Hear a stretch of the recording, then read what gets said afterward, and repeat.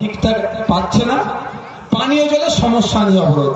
আমি আর গেলাম না, নাহলে হয়তো গিয়ে যদি যেই অবরোধ করুক না কেন, এটা একটু ভালোবাসা আমার প্রতি আছে।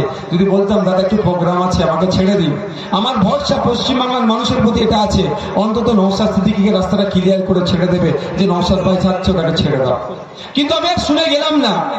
যেই শুনলাম পানীয় জলের সমস্যার সমাধানের জন্য অবরোধ করেছে, আমি বললাম দাদা, আমার গাড়ি যারা ছিল বলছিল একটুখানি ভাইজান আপনি গিয়ে বলুন না। আমরা না, আমি যাবো না। এই যে আন্দোলন, আমি এই আন্দোলনকে সমর্থন করি। আমি গাড়ি ঘুরিয়ে একটু দূর থেকে ঘুরে আসতে হলো। কিন্তু ভাবুন, দেশ স্বাধীন হয়েছে ৭৫ বছর হয়ে গেল, এখনো পশ্চিমবাংলার মানুষকে তার পানীয় জলের জন্য আন্দোলন করতে হয়েছে। তাহলে ভোটটা আমরা এতদিন কাদেরকে দিয়েছি? কাদের সত্য চরিতার্থের জন্য দিয়েছি? আমার দাদুরা ভোট দিল, বাবারা ভোট দিয়েছে, এখন আমাদের সময় এসছে। আমাদেরকেও যদি আজকে পানীয় জলের জন্য রাস্তা অবরোধ করতে হয়, তাহলে আমাদের পরের প্রজন্মদের কি অবস্থা হবে ভাবুন। তাই সময় এসেছে, কাকে কান নিয়ে চলে গেছে বলে কাকের দিকে তাকানোর প্রয়োজন নাই। নিজের কানটার দিকে দেখুন, চোখ কান খুলে রাখুন। আগামী দিন কোনো কথা চলবে না। খাম চিহ্নে ভোট দিয়ে পার্লামেন্টে পাঠান, পানীয় জলের সমস্যা থেকে সমস্ত বিষয় সেখানে সোচ্চার হবে। ভাবতে পেরেছেন কোন রাজ্যে, কোন দেশে আমরা বসবাস করছি? আমাদের এটা আফ্রিকা নাকি? আফ্রিকাতে, আফ্রিকা মহাদেশের এমনও দেশ আছে, যেমন আমার ইন্ডিয়ান এম্বাসি আছে, জানেন তো? আফ্রিকা মহাদেশে অনেক দেশই আছে।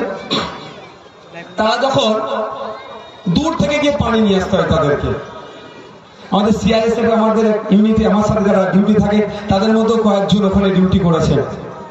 বলছে এমনি সময় আমরা নিরাপত্তার জন্য যতটা না সাজগোজ করে বার হয়, তার থেকে বেশি যখন পানি আনতে যাই, এই গ্যালন মানে বড় বড় ট্রাক নিয়ে, সামনে AK-47 নিয়ে একজন, আর পিছনে একজন, বাকি তো আছেই। মানে কি, পানি যে কোনো সময় লুট হয়ে যেতে পারে।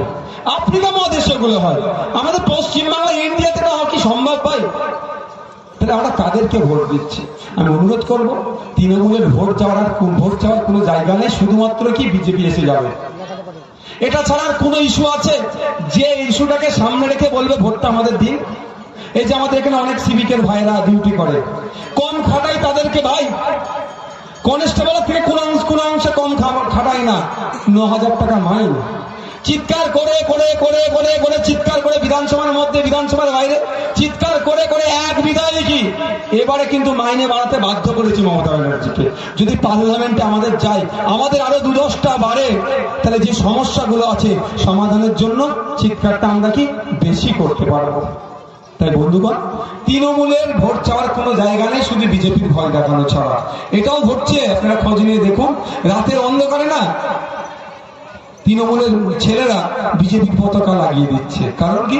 আপনাকে বেশি ভয় পাওয়ানোর জন্য। বুঝতে পারছেন?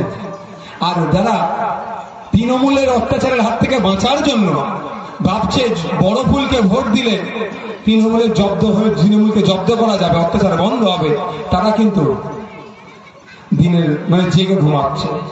আপনারা দেখলেন এত বড় বড় দুর্নীতি হলো, সবাই আমরা কম বেশি জানি কালীঘাট কিভাবে এতে জড়িয়ে। ইভেন আমরা যখন দেখলাম ইডির একটা দল লিপস্যান্ড বাউন্স কোম্পানিতে রেড করেছে, অনেকে দেখি ফেসবুকে পোস্ট করছিল, এবার যাবে দেখবেন ওই দিনকে আমার পোস্ট নাই। যতবার অভিষেক ব্যানার্জিকে ইডি সিবিআই ডেকেছে, সবাই বলে এবারই লাস্টে যাওয়া হচ্ছে, আমি কিন্তু পোস্ট করিনি। কারণ আমার তো একটা জায়গায় আমি ভালো করে জানি, দেখি খোঁজ নিয়েছি যে দিনের শেষে বিজে মোড় একে অপরের পরিপূরক। শুধু একটু মানুষকে বোকা বানাতে হবে। যখন মানুষ এদের খেলা ধরে ফেলছে, একবার করে ডাকবো, কিছুক্ষণ বসে চাটা খাইয়ে ছেড়ে দেবো, আর বাইরে বেরিয়ে বড় বড় ডায়লগ বাজি করবে, বলবে